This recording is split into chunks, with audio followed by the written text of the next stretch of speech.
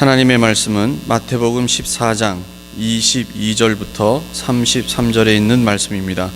예수께서 즉시 제자들을 재촉하사 자기가 무리를 보내는 동안에 배를 타고 앞서 건너편으로 가게 하시고 무리를 보내신 후에 기도하러 따로 산에 올라가시니라.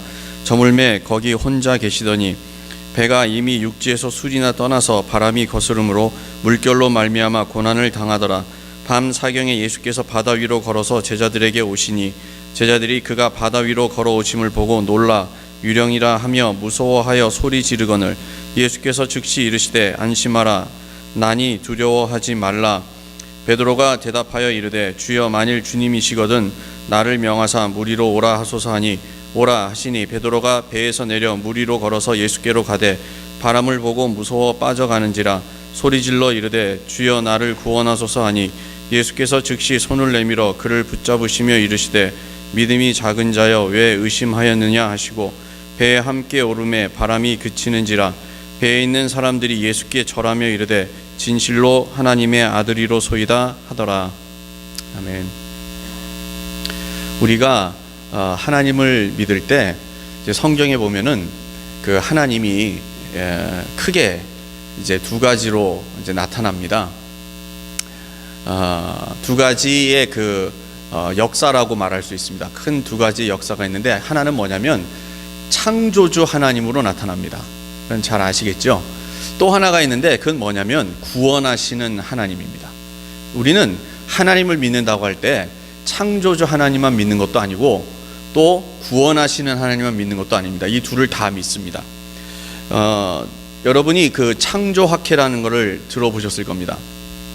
창조학회는 뭐냐면 진화론의 이제 반대해서 이제 창조론, 성경에서 말하는 그 창조가 이 과학적 증거를 통해서 이게 증명될 수 있다. 이렇게 이제 믿고 그 일을 하는 겁니다. 그래서 그것이 이제 하려고 하는 바는 뭐냐면 성경에 있는 일들이 이제 과학적 증거로 들이대면서 봐라. 이 일이 그대로 있지 않았느냐. 자, 이 창조 세계에 대해서 성경에 말한 것과 일치하지 않느냐라고 이렇게 이제 하는 게 창조학회입니다. 거기서 말하려고 하는 것은 구원주 하나님이 아니라 창조주 하나님입니다. 그러니까 하나님이 창조하셨다. 이제 거기서 끝나는 거예요. 그런데 우리는요 창조주 하나님을 믿는다고 해서 구원하시는 하나님까지 믿어지는 것은 아닙니다. 그건 다른 일입니다. 예를 들어서 이렇게 생각해 볼 수 있습니다. 이 세상에 아이가 있다. 아이가 있으면 다 엄마가 있겠죠. 엄마는 분명히 있겠죠. 이거를 뭐라 그러냐면 창조하신 분입니다. 나를 낳은 거니까 창조주라고 할 수 있죠. 주까지는 뭐 아니지만 창조하신 어머니가 있어요. 자, 그러면 그 어머니는 다 나를 도와줍니까? 어려우면 나를 도와줍니까? 나를 낳으면 무조건 도와주는 겁니까? 하면 고아들은 아니라고 그럴 거예요. 고아는 나를 창조한, 나를 낳은 어머니가 있다는 건 믿어요. 그런데 그 어머니가 나를 어떻게 했어요? 버렸어요. 때로는 과학적 증거를 가지고 이렇게 뭐 DNA를 찾아서 나를 낳은 엄마를 찾았어. 가가지고 어머니 하고 갔더니 나는 너를 모른다. 너 혼자 살아라. 2번 버림받은 데도 있을 수 있어요. 창조하셨다는 것이 구원했다는 뜻은 아닙니다. 이건 다른 겁니다. 그러니까 자, 창조하신 하나님을 믿는다고 해서 그가 곧 구원하시는 하나님까지 믿는다고 생각해서는 안 됩니다. 우리도 간혹 그런 생각을 하지요. 하나님이 세상을 창조하신 것은 믿어요. 다. 교회 다니면 그건 기본으로 믿습니다. 하나님이 창조하셨습니다. 자, 그런데 왜 날 안 도와주십니까? 뭡니까? 구원하신 하나님에 대해서는 불신하고 있어요. 여러분, 우리가 하나님을 믿는다고 할 때는 창조주 하나님만 믿는 것을 믿음이라고 하지 않습니다. 그거는 마귀도 믿습니다. 그러나 나를 사랑해서 나를 구원하는 하나님, 이걸 믿는 것이 기독교 신앙입니다. 기독교 신앙은 이 둘을 다 믿는 겁니다. 세상은 하나님이 아닌 누가 딴 사람이 창조했는데 하나님이 나를 구원하신다 이렇게 하는 것도 아니고 하나님이 창조하셨어요. 그러나 기독교 신앙은 그분이 또한 나를 구원하시는 분이다. 이것까지 믿어야 기독교 신앙이라고 할 수 있습니다. 그러면요, 성경은 이렇게 말합니다. 여러분, 성경은요, 창조에 대해서는요, 창세기에 보면 앞에 한두 장으로 아주 간단하게 끝냅니다. 전지를 창조하시니라 딱 끝내버리고 한두 장 그렇게 끝난 다음에 그 다음부터는 계속 무슨 얘기를 하시냐면 우리를 구원하시는 하나님에 대해서만 정말 주구장창 씁니다. 왜 구원하실 수밖에 없느냐?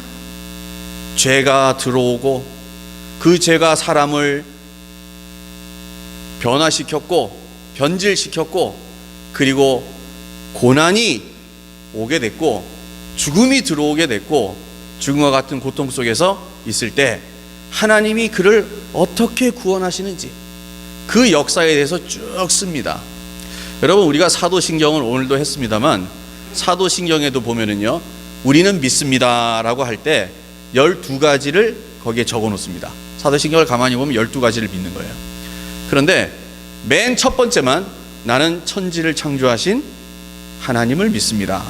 그리고 나머지 11개는요 다 구원하시는 하나님에 대한 믿음 고백입니다.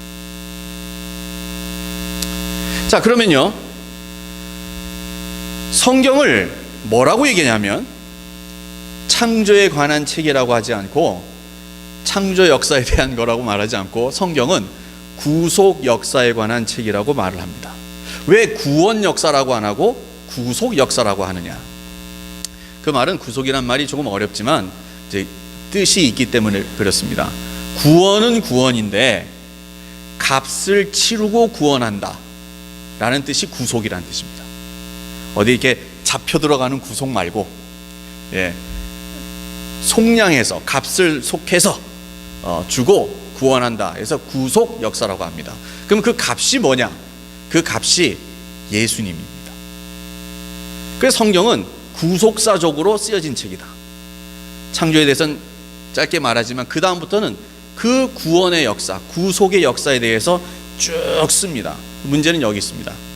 아까도 말씀드렸지만, 자, 창조하신 하나님에 대해선 창조적 증거가 있잖아요. 증거를 통해서라도 믿을 수가 있어요. 예를 들어 나를 낳아주신 어머니, 증거가 있잖아요. 그렇죠? 증거가 있으니까 증거를 가지고 생모이시군요 이럴 수 있어요.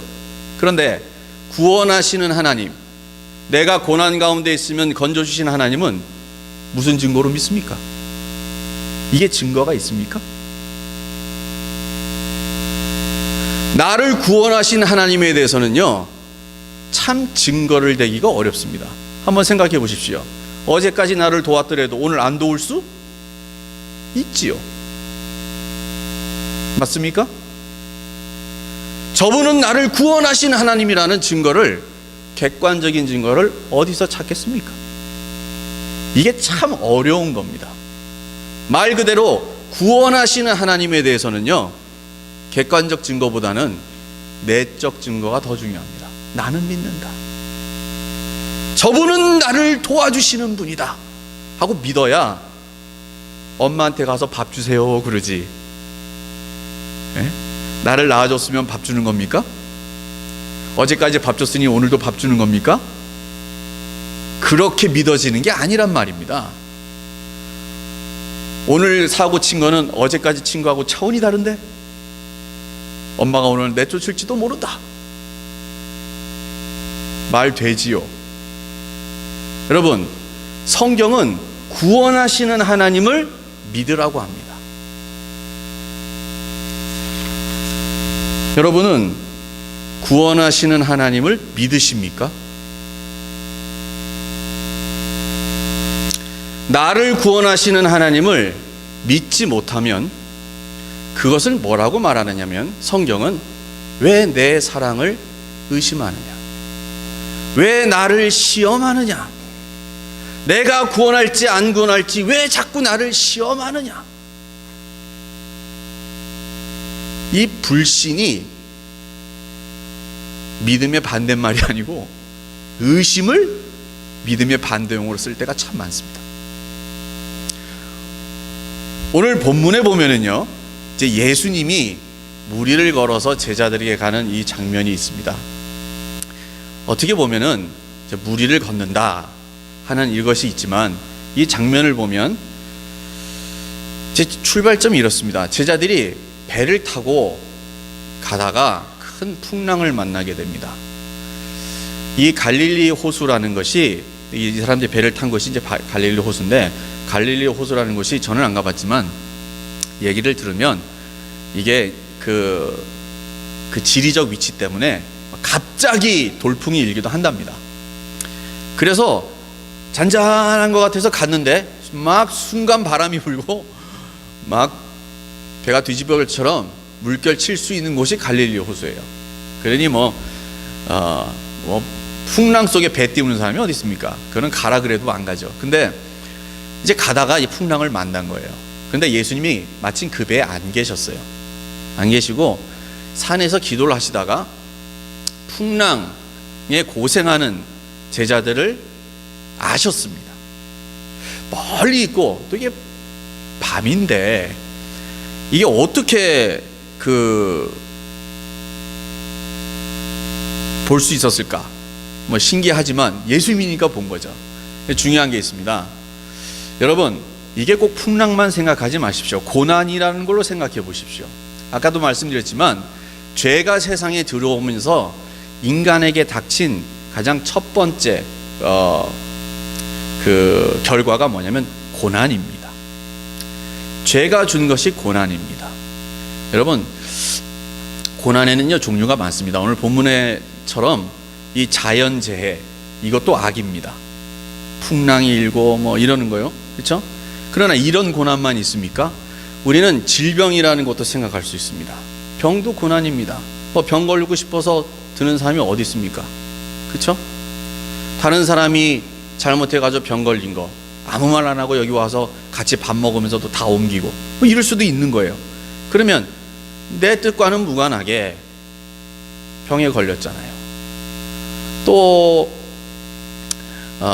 그런 이제 자연적 고난이 있지만 또 하나 이 도덕적 고난이라는 것도 있습니다. 누가 잘못을 했어요. 그래서 내 가슴에 못을 박았어요. 그렇죠? 그것도 고난이지요. 내 생명을 취한 건 아니지만 그 악 때문에, 도덕적 악 때문에 많은 고난을 일으키는 그런 것도 있습니다.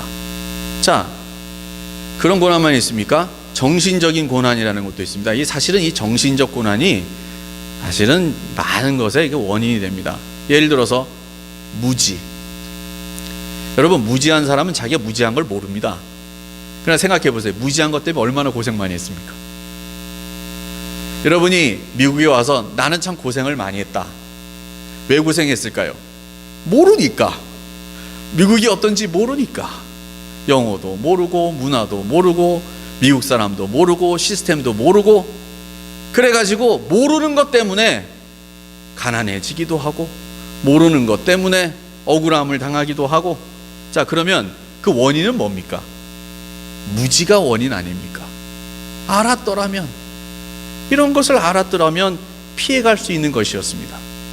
그래, 이 무지가 정신적 고난이긴 하지만 사실 이 무지가 고난으로 여겨지면 참 좋은데 무지가 속 편한 사람도 있습니다. 예, 나는 참 모르는 게 많다.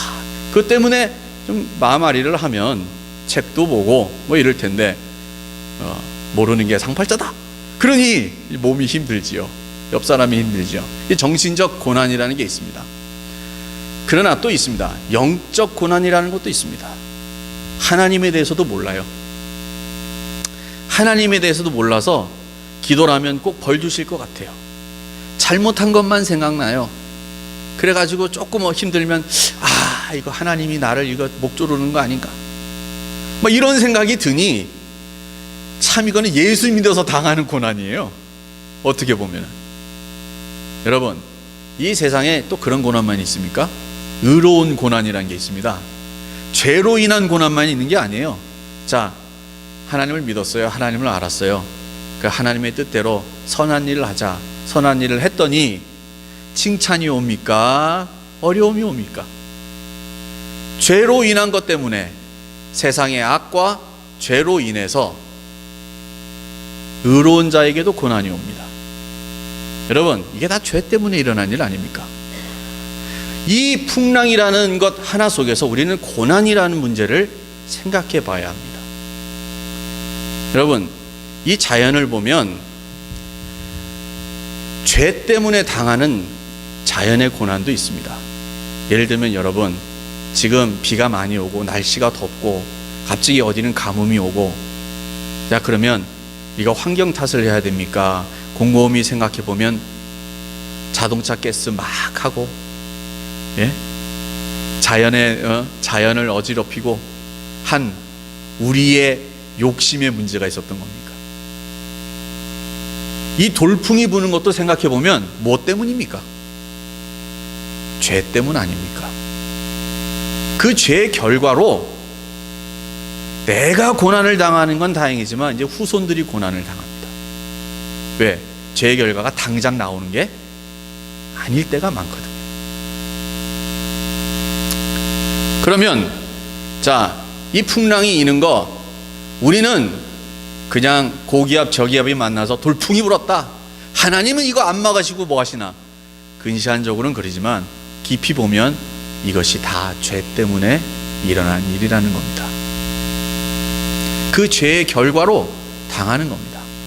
자, 그런데 이 고난 당하는 것을 첫 번째, 예수님이 아셨다는 겁니다. 성경은 이렇게 말합니다. 성경은 그가 고난 당하는 것을 하나님이 아신다. 여러분, 부모는요, 자녀를 사랑하는 부모는 자녀가 고난 당하는 걸 압니다. 옆집 사람은 몰라도 부모는 압니다. 여러분, 내 고난을 알아주는 사람, 그분이 나의 영적인 부모 아닙니까? 그분이 나의 영적인 어머니 아닙니까? 그런데 고난당하는지도 모르고, 그가 고난당하는 것도 관심도 없고, 고난당하거나 말거나 만약 이러고 있다면, 고난에 대해서 몰라준다면 그가 구원을 할 수 있겠습니까? 여러분, 하나님은 우리가 고난당하는 것을 아십니다. 내 키와 몸무게 정도를 아는 걸 가지고 하나님 안다고 말하면 안 됩니다. 그건 창조주 하나님의 능력입니다. 그러나 내 고난을 아시는 건 구원하시는 하나님의 능력입니다. 알아야 구원할 것 아닙니까? 여러분, 내 환경이 어렵든, 내 마음이 어렵든, 내 영혼이 힘들든, 하나님은 내 고난을 아시는 하나님이라는 겁니다. 성경은 그것을 말합니다. 우리가 고난당하는 것을 모르시지 않습니다. 아십니다. 그리고는 오늘 본문에 보면 두 번째, 무리를 걸어서 찾아옵니다. 여기서 제자들이 예수님께 기도했다는 기록이 없습니다. 나를 살려주세요. 예수님, 그 기도를 듣고 온 게 아니고 그냥 옵니다. 여러분, 이것을 믿으셔야 합니다. 어느 누구도 예수님이, 하나님의 아들이 세상에 올지 아무도 몰랐습니다. 인간의 몸을 입고 올지 아무도 몰랐습니다. 그런데 그 하나님의 아들이 인간의 몸을 입고 찾아오시고 함께 거하시고 십자가에 죽으실 때, 그 누가 다 기도 제목으로 써가지고 내서 응답하신 겁니까? 아닙니다. 이것을 뭐라 그러냐면 찾아오시는 하나님이라고 합니다. 고난 가운데 찾아오십니다. 꼭 내가 기도해야지만 찾아오시는 그런 분 아닙니다. 우리 가운데 보면 일주일 내내 기도 한 번도 안 하고 사는 분도 있을 수도 있습니다. 그래도 염려하지 마십시오. 주님이 여러분을 찾아오십니다. 고난당하는 것을 아시고 찾아옵니다. 때로는 사람을 보내기도 하시고 때로는 직접 오시기도 하시고 고난당하는 자를 그냥 놔두지 않습니다. 찾아옵니다. 그리고는요, 또 생각할 게 있습니다. 제자들하고 배에 올르셔가지고 왜 배를 띄웠느냐 라든가 아니면 이렇게 했으면 됐지 라든가 아니면 뭐 죄 때문이라든가 이렇게 책망하시지를 않았습니다. 여러분, 예수님께서 고난당하는 자를 찾아오셔서 도와주시면서 한 번이라도 책망한 적이 있습니까? 책망하면서 도와주는 게 그게 도와주는 게 아닙니다. 우리가 많이 생각해야 되는 게 뭐냐면은 요즘 자녀들이 많이 있지 않습니까? 세상에서 이제 부모가 있고 자녀가 있습니다. 쭉 크는데요. 이 이제 교육에 관심 있는 사람들이 이렇게 두 대조군으로 나눠서 실험을 했습니다. 소위 말해 모범생으로 크는 아이들, 그 다음에 문제아이로 크는 아이들. 어떻게 이렇게 되나? 학교 교육은 똑같은데. 그래가지고는 어떻게 연구를 했냐면 그 부모와 자녀들이 대화하는 것을 찍었습니다. 소위 칭찬받는 아이들의 그 아이와 부모, 또 뭐 소위 이제 좀 아닌 아이들과 그 부모 여러를 사진을 찍었습니다. 그리고는 대화를 가만히 이제 분석했습니다. 그랬더니 이쪽에서 소위 이제 칭찬받는 아이들, 그의 어머니와 그 자녀들이 하는 대화를 가만히 보면 이런 거예요. 예를 들어, 너 왜 집에서 이렇게 옷을 벗어가지고 아무데나 던져 놓느냐? 소위 그런 얘기, 늘 있는 얘기예요. 그런 얘기를 하는데도 여기서는요, 그 얘기를 하는데도 아이하고 엄마는 좀 진지하지요. 근데 아이는 웃으면서 얘기를 이렇게 하게 끌어나갑니다. 뭐 별거 없는 것 같아요, 내가 보니까.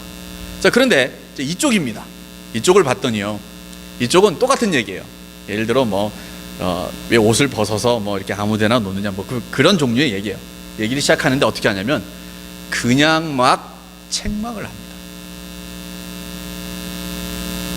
네가 맨날 이러니 너를 어떻게 믿느냐부터 해가지고 네가 하는 걸 보니 동생이 따라 하겠느냐, 나는 둥. 나중에는 애가요, 얼굴에 웃음기가 사라집니다. 카메라를 들이대니까 처음엔 웃고 시작했다가 웃음기가 사라지고 그만 좀 하라고. 여러분, 도와준다고 옆에서 밥 주고 뭐하고 계속 있는데 한쪽은 책망하면서 도와주고 있어요. 한쪽은 책망이 없어요. 왜 그렇게 하느냐, 이렇게 하면 좋지 않겠느냐, 그걸로 끝이에요. 여러분, 예수님께서 우리를 와서 도와주실 때 책망하신 적이 있습니까? 만약에 책망조로 하나님이 우리한테 한다면 이 가운데 붙어 앉아 있을 사람이 누가 있습니까? 아마 그 잔소리 듣기 싫어가지고 벌써 다 나갔을 겁니다. 차라리 지옥 가고 말지, 이런 마음이 들 수도 있어요. 예수님이 와서 제자들에게 오셔서 그를 구원하실 때 한 번도 그를 책망하지 않았다는 겁니다. 3년 동안 그랬습니다. 예수님께서 말씀하신 그 유명한 탕자의 비유에도 보면은요, 아들이 나갔다가 돌아오죠. 그럴 때 아버지가 책망한 게 있었습니까?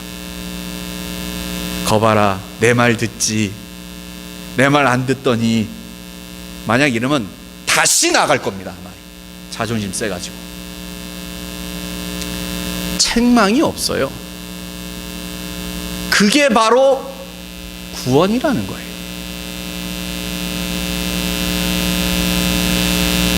예수님은요, 이 고난에 대해서 아무 책망을 하지 않습니다. 이 바람이 이렇게 부는 거 누구 때문이다? 이거 뭐 이렇게 되는 거 누구 때문이다? 너 때문이다? 누구 때문이다? 그런 거 없습니다. 그냥 잔잔케 합니다. 그냥 가난하면 먹입니다. 배고프면 먹입니다. 병 고치면 고쳐줍니다. 귀신 들렸으면 쫓아내줍니다. 그랬지 뭐 이랬으니 귀신 들렸지, 이랬으니 병 들렸지, 그런 책망 없습니다. 여러분, 우리가 환경을 보면, 주변에도 보면 홈리스들이 있지요. 그럴 때 저 게으르니까 저러지, 그게 책망이에요. 그런 것 없이 그냥 배고프면 먹이는 겁니다. 그게 예수님의 마음입니다. 그 고난에 대하여 책망이 없습니다. 마지막 네 번째는 이 예수님이 계시니까 평안해졌습니다. 풍랑만 평안해집니까? 예수님이 찾아오시면 도덕성도 그를 어떻게 하지 못하고, 심지어는 죄도 그를 괴롭히지 못합니다. 예수님이 함께 계시면 평안합니다. 예수님의 해결사입니다. 우리는 이 구원하시는 하나님을 믿는 겁니다. 구약에 보면 하나님이 있고 신약에는 보면 예수님으로 나타납니다만, 원래 구약에도 보면 창조주 하나님이 구원하시는 하나님으로도 나타납니다. 그런데 이 구원하는 하나님이 더 강력한 메시지로 우리에게 전달되는 것을 특별계시라고 하는데, 그것이 바로 예수님입니다. 예수님을 보면 우리를 구원하시는 하나님의 모습이 더 분명히 확실하게 보여집니다. 그게 바로 오늘 본문에 나타나는 것 아닙니까? 그런데 여기에 특이한 장면이 있습니다. 베드로와의 일입니다. 베드로가 주님인 줄 알고 주님이신 날 걸어오게 하세요. 무리를 딱 걸었어요. 걷는데 베드로 처음에 걸었어요. 무리를 걸은 최초의 예수님 빼고 유일무이한 사람입니다. 하여튼 베드로가 걸었는데 풍랑을 보고 빠져들었습니다. 예, 풍랑이 무서워서 빠져들었어요. 그럴 때 이제 예수님이 그를 건져준 다음에, 건져주실 때 예수님이 이런 얘기를 합니다. 특이하게. 왜 의심하였느냐? 이게 무슨 뜻일까요? 제가 이 제목을 그대로 설교 제목을 쓰려다가 하나를 제가 더 넣었습니다. 설교기 때문에. 나를 의심하였느냐? 여러분 자녀가 여러분을 어머니로 믿을 때 낳아준 어머니로 믿으니까 고마우신 겁니까? 아니면 내가 너를 구원하는 어머니, 내가 너를 돕는 어머니로 믿고 와서 맨날 밥 주세요, 돈 주세요 하니까 좋은 겁니까? 어머니를 믿는다고 할 때 뭡니까? 낳아주신 걸 믿는 겁니까? 나를 구원하는 능력이 저분에게 있다는 걸 믿는 겁니까? 자, 성경이 이렇게 말합니다. 하나님을 경외하는 자에게 구원의 능력을 나타내신다. 시편 103편에 보면 이런 얘기들이 참 많습니다. 하나님을 경외하는 자, 하나님을 믿는 자에게 그는 구원의 능력을 나타내시며, 우리가 믿는다고 할 때 나를 창조하셨으니 나를 구원하세요, 이게 믿음이 아닙니다. 믿음은 이겁니다.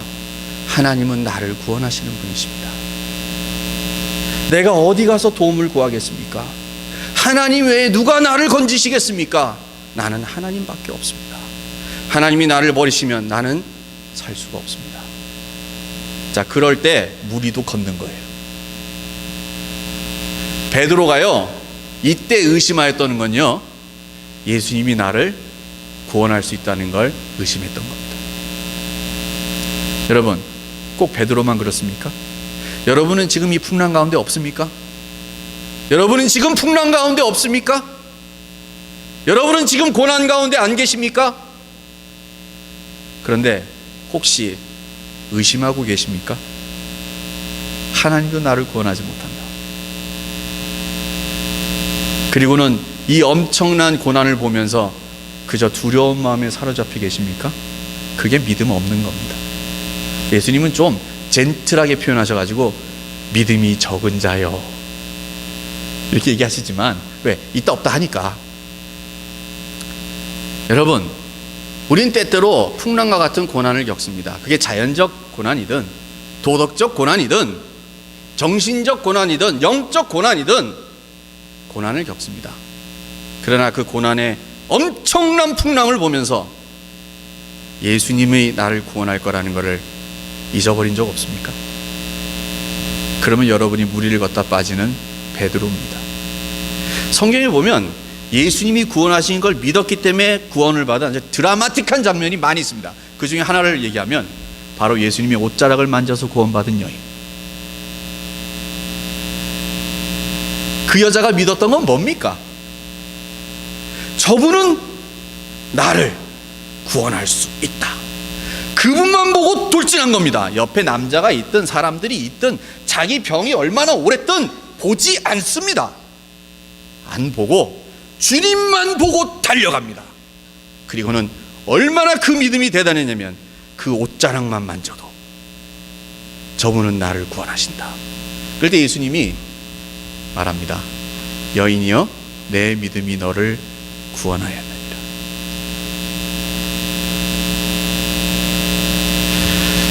여러분, 이런 믿음은 누구에게 있을까요? 우리의 어머니는 나를 구원하시는 분이다라는 믿음은 자녀에게만 있습니다. 하나님은 나를 구원하시는 분입니다 라고 굴속도 사자굴도 어디든지 들어갈 수 있는 사람은 오직 하나님의 자녀만이 가능합니다. 심지어 그 속에서 물려 죽는 한이 있더라도 그 믿음은 변하지 않습니다. 왜? 하나님은 나를 창조하실 뿐만 아니라 나를 구원하시는 하나님이시기 때문에 그렇습니다. 여러분, 이 믿음이 있을 때 주의 능력이 나타납니다. 성경은 처음부터 끝까지 구속하시는 하나님을 믿으라고 합니다. 구원하는 하나님을 믿는 겁니다. 그런데 남들도 다 겪는 어려움인데 내가 그거 겪고 있다고 입술이 터지고 밥을 못 먹고 산이 중리하고 있으면, 자, 그러면 얘 믿음이 있는 겁니까? 없는 겁니까? 그러면서도 왜 믿음이 있다고 착각을 합니까? 자기 주소를 왜 그렇게 모릅니까? 한 번 입술 터지고 한 번 밥 못 먹고 산이 중리했으면 믿음이 없구나. 내가 풍랑을 보고 지금 아주 물에 푹 빠지고 있구나 생각을 하고 이제 어떻게 해야 되겠습니까? 의심하지 맙시다. 다시 주님을 바라봅시다. 주님이 내 고난을 아십니다. 주님이 찾아오셨습니다. 그리고 나는 주님만 봅니다. 다른 거 보지 않습니다. 그러면 주님은 책망하지 않고 내 안에 들어와 나를 구원하실 뿐만 아니라 평안을 주시는 하나님이십니다. 주님 외에 평안은 없습니다. 왜 나를 의심하였느냐? 의심하지 맙시다. 그러나 하나님의 자녀가 아닌 사람은 이게 무슨 말인지 모릅니다.